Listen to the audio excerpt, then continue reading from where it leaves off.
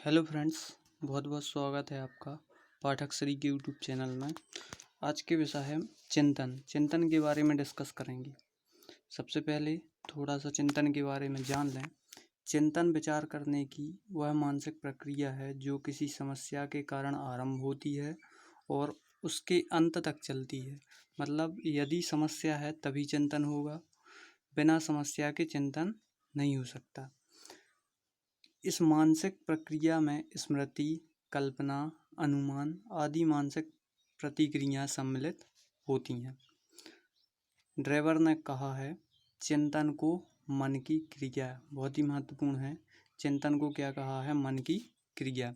अब आगे एक रूल है कि सबसे पहले समस्या होगी तभी चिंतन होगा, और चिंतन के बाद क्या होगा? समाधान।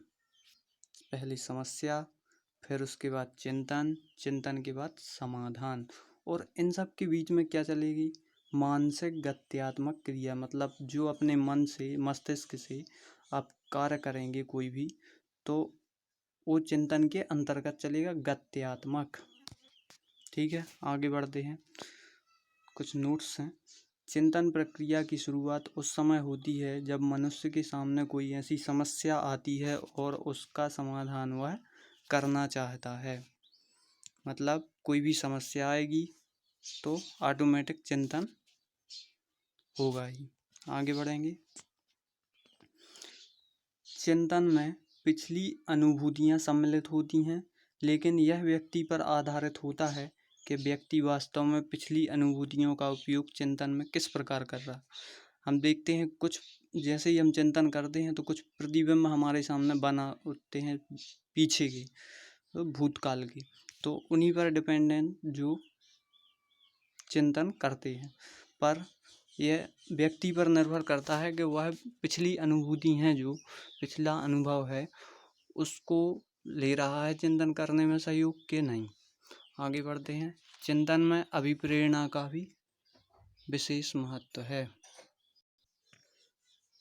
नेक्स्ट है, प्रत्येक प्रकार के चिंतन में कोई ना कोई दिशा अथवा लक्ष्य अवश्य होता है। मतलब बिना दिशा और बिना लक्ष्य के कोई भी चिंतन नहीं हो सकता। चिंतन से बालक में क्रियाशील रहता है। यह एक प्रकार का आंतरिक संभाषण है। यह पहले भी बताया है कि मानसिक है। कैसी क्रिया है चिंतन? मानसिक। नेक्स्ट है चिंतन के प्रकार। अब चिंतन के प्रकार, टाइप्स ऑफ थिंकिंग। मनोवैज्ञानिकों ने चिंतन को कई भागों में बांटकर इसका अध्ययन किया है, जिसमें जिम्बार्डो तथा रुक ने चिंतन को दो भागों में बांटा है। कब बांटा था? 1977 में। कौन कौन से हैं? सबसे पहला है स्वली चिंतन। स्वली चिंतन में जिसमें व्यक्ति अपने काल्पनिक विचारों एवं इच्छाओं की अभिव्यक्ति करता है, जैसे स्वप्न चित्र तथा अभिलाषा आदि स्वली चिंतन के ही उदाहरण हैं।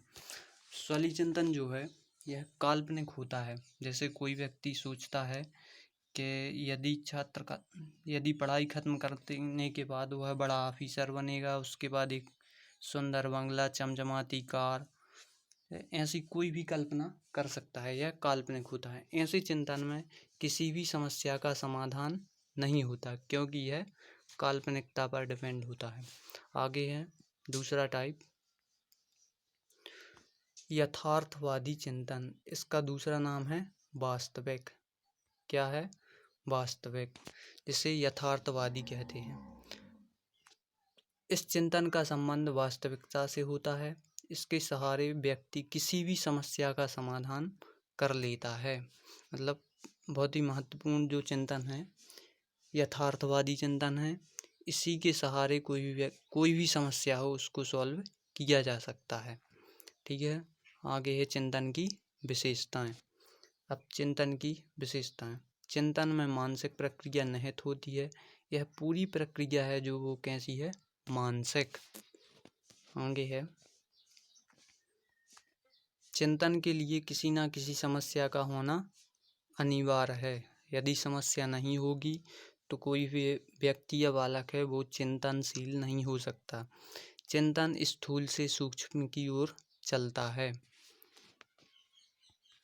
चिंतन में विश्लेषण तथा संश्लेषण की महत्वपूर्ण भूमिका रहती है। चिंतन को सामान्यतया ध्यान, रुचि, अभिप्रेरणा, सामाजिक वातावरण, बुद्धि, व्यक्तित्व आदि प्रभावित करते हैं।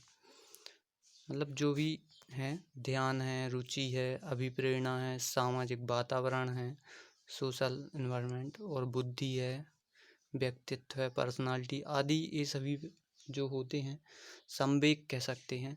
तो यह चिंतन को प्रभावित करते हैं। चिंतन का शैक्षिक महत्व। यथार्थवादी चिंतन व्यक्ति को समस्या समाधान तक ले जाता है। पहले बात की थी इस पर।